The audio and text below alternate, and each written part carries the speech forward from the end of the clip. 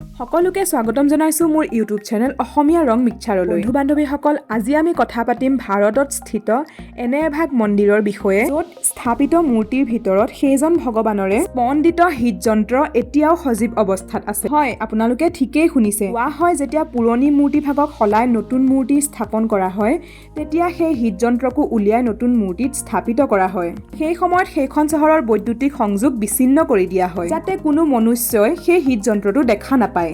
যদি কোনো লোকে সেই হৃদযন্ত্ৰটো দেখা পায়, তেন্তে সেইজন লোকৰ মৃত্যু হয়। সেই ৰহস্যময় মন্দিৰভাগ হৈছে উৰিষ্যাৰ পুৰীৰ জগন্নাথ মন্দিৰ। আহকচোন বন্ধু বান্ধৱীসকল, পুৰীত স্থিত বিশ্ব প্ৰসিদ্ধ ভগৱান জগন্নাথ মন্দিৰৰ 10টা ৰহস্যৰ বিষয়ে জানো, যাক আজিলৈকে বিজ্ঞান জগতেও ঢুকি পোৱা নাই। নম্বৰ 1, বন্ধু বান্ধৱীসকল, আমি এই কথা দেখি আহিছো যে যিকোনো এখন পতাকাই সদায় বতাহৰ দিশতে গতি কৰে। কিন্তু আপোনালোকক এই কথা জনাই দিওঁ যে ভগৱান জগন্নাথ মন্দিৰৰ ওপৰত যিখন পতাকা স্থাপিত কৰি থোৱা আছে, সেইখন সদায় হাৱাৰ বিপৰীত দিশত গতি কৰে। ইয়াৰ কাৰণনো কি, সেই কথা আজিলৈকে কোনেও উদ্ভাৱন কৰিব পৰা নাই। ইয়াৰ লগতে এই পতাকাখনক দৈনিক সলাবলগীয়া হয়। মান্যতা অনুসৰি যিকোনো কাৰণত যদি এই পতাকাখন সলাব পৰা নাযায়, তেতিয়াহ'লে পৰৱৰ্তী 18 বছৰৰ কাৰণে জগন্নাথ মন্দিৰ বন্ধ হৈ পৰিব। নম্বৰ 2, এই ভাগ মন্দিৰ 4 লাখ বৰ্গফুট ক্ষেত্ৰফলত বিয়পি আছে আৰু মূল মন্দিৰ ভাগৰ উচ্চতা হৈছে প্ৰায় 214 ফুট। বন্ধু বান্ধৱীসকল, মন্দিৰৰ তলত থিয় হৈ একেবাৰে মন্দিৰৰ ওপৰৰ অংশ দেখাটো অসম্ভৱ। এই মন্দিৰৰ ছাঁটোৰ লগতো আছে এটা বিশেষ ৰহস্য। মন্দিৰৰ ওপৰৰ অংশটো ইমান বিশাল হোৱাৰ স্বত্তেও পুৱা, দুপৰীয়া আৰু আবেলি ইয়াৰ ছাঁ মাটিত কেতিয়াও নপৰে। নম্বৰ 3, মুখ্য মন্দিৰৰ শীৰ্ষ স্থানত ভগৱান বিষ্ণুৰ সুদৰ্শন চক্ৰক স্থাপিত কৰি থোৱা হৈছে। কোৱা হয় যে যদি আপুনি পুৰীৰ যিকোনো অংশত থিয় হৈ থাকে, তেন্তে এই চক্ৰভাগক দেখা পাব। এই চক্ৰভাগক ইমানেই অদ্ভুত ধৰণেৰে বনোৱা হৈছে যে আপুনি যিকোনো দিশৰ পৰা যদি এই চক্ৰটো চায়, তেতিয়াহ'লে আপোনাৰ এনেকুৱা লাগিব যেন এই চক্ৰভাগে আপোনাৰ ফালেই মূৰ কৰি আছে। এই চক্ৰভাগক নীৰচক্ৰ বুলিও কোৱা হয়। এই চক্ৰবিধ অষ্টধাতুৰ দ্বাৰা নিৰ্মিত, যাক অতি পবিত্ৰ ৰূপে গণ্য কৰি অহা হৈছে। নম্বৰ 4, পুৰীৰ সাগৰৰ ৰহস্য। বন্ধু বান্ধৱীসকল, সাধাৰণতে সাগৰৰ পাৰৰ বতাহ সাগৰৰ ফালৰ পৰা মাটিৰ দিশলৈ গতি কৰি থাকে আৰু সন্ধিয়া সময়ত ইয়াৰ বিপৰীত হোৱা দেখা যায়। কিন্তু পুৰীত ইয়াৰ ওলোটা হোৱা দেখা পোৱা যায়। অৰ্থাৎ ইয়াত সাগৰৰ তৰফৰ পৰা মাটিলৈ বতাহ নবলি মাটিৰ পৰাহে সাগৰলৈ বতাহ বলা দেখা পোৱা যায়। নম্বৰ 5, মন্দিৰ, মছজিদ বা যিকোনো ওখ ঠাইৰ ওপৰত চৰাইৰ উৰা বা চৰাইৰ বহাটো একেবাৰে সাধাৰণ কথা। কিন্তু জগন্নাথ মন্দিৰৰ শীৰ্ষৰ ওপৰত আজিলৈকে কোনোদিনে চৰাই বহা বা চৰাই উৰা দেখিবলৈ পোৱা নাই। এইটো কাৰণতে এই মন্দিৰৰ ওপৰেদি উৰাজাহাজ আৰু হেলিকপ্টাৰ উৰাটোও নিষিদ্ধ কৰি থোৱা হৈছে।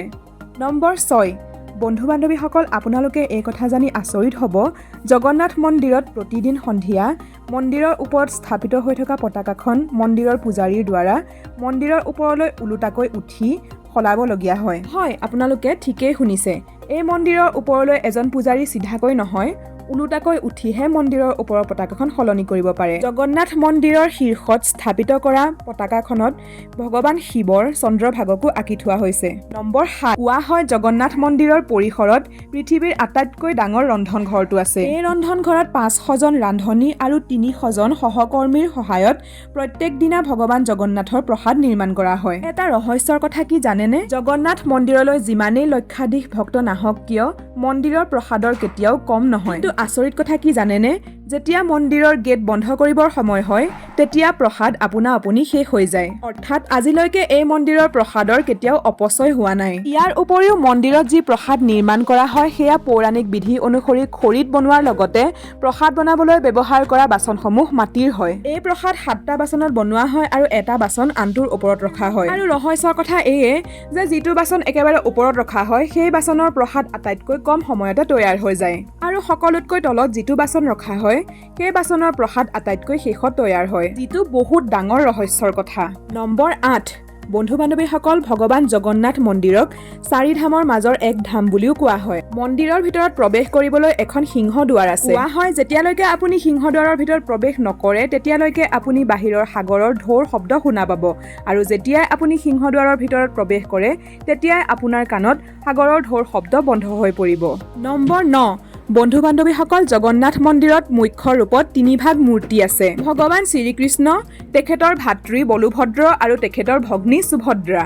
জগন্নাথ মন্দিৰৰ 3 ভাগ কাঠৰ মূৰ্তিক 12 বছৰৰ মূৰে মূৰে সলনি কৰি থাকিবলগীয়া হয়। পুৰণা মূৰ্তিৰ সলনি নতুন মূৰ্তিক স্থাপিত কৰা হয়। মূৰ্তি সলনি কৰাৰ প্ৰক্ৰিয়াৰ মাজতো সোমাই আছে এটা ডাঙৰ ৰহস্য। যি সময়ত 3 ভাগ মূৰ্তিক সলনি কৰা হয়, সেই সময়ত সম্পূৰ্ণ চহৰখনৰ বৈদ্যুতিক সংযোগ বিচ্ছিন্ন কৰি দিয়া হয়। মন্দিৰৰ আশে-পাশে থকা ঠাইসমূহক অন্ধকাৰ কৰি তোলা হয়। মন্দিৰৰ বাহিৰৰ অংশত CRPFৰ সুৰক্ষা প্ৰদান কৰা হয়। সেই সময়ত মন্দিৰৰ ভিতৰত সকলোৰে প্ৰৱেশ নিষিদ্ধ কৰা হয়। সেই সময়ত সেইকেইজন পূজাৰীকহে প্ৰৱেশ কৰিবলৈ দিয়া হয়, যিকেইজন পূজাৰীয়ে মন্দিৰৰ 3 ভাগ মূৰ্তিক বদলি কৰে। নম্বৰ 10।